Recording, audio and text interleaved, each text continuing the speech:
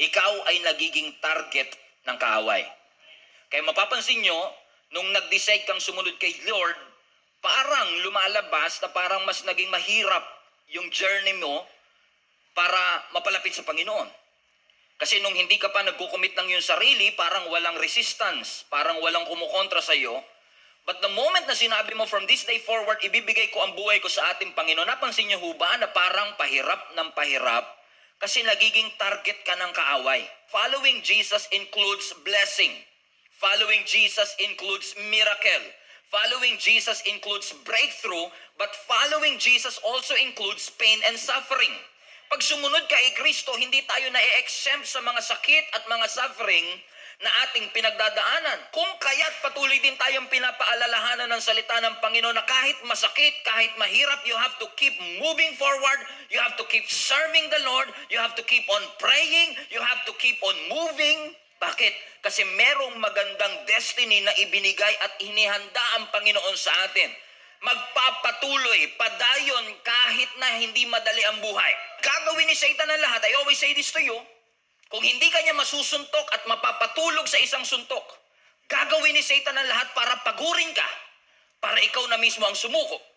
Ano kaya ang nakikita ni Satan sa future mo na pinipigilan kanyang magpatuloy?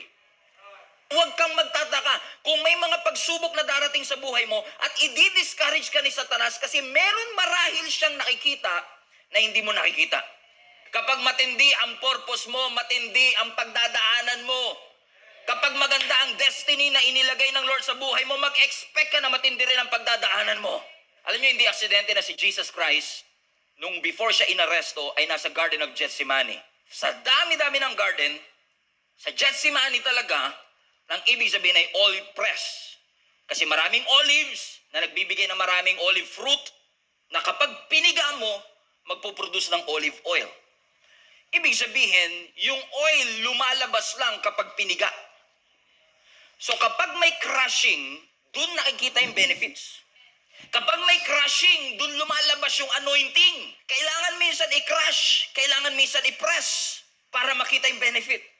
Kaya imbis na iwasan siya, ang tinuturo ng Panginoon sa atin sa simbahang ito, imbis na ipanalangin natin, Lord, iiwas mo lahat ng pagsubok. Sabihin mo na lang, Lord, kung dadaan yung pagsubok, palakasin mo na lang ako.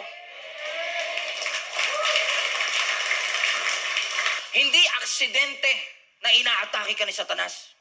Intentional siyang ikaw talaga atakihin. Hindi niya inaatake yung kakampi niya.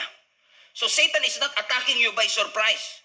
He is literally and intentionally coming against you and putting pressures on your life. Kaya sabi ni Apostle Paul, we thank the Lord for we are being pressed but not crushed. Piniga tayo pero hindi tayo nadurog. Bumagsak tayo pero hindi tayo nawasak. Lumubog tayo pero hindi tayo nalunod. Yan ang gustong i-develop ng Panginoon sa atin. Kaya paulit-ulit sinasabi ng Lord sa atin, magpakatatag kayo. Kasi there will be shakings in your life.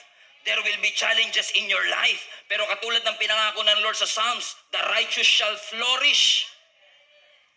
Ang mga matutuwid mag-flourish sila like a palm tree. Mag-harvest sila sa gitna ng tagutom. May exemption. Amen. Ang mga anak ng Panginoon. Hindi tayo exempted sa problema. Pero may special favor ang Panginoon sa atin sa gitna ng mga pagsubok ng ating buhay.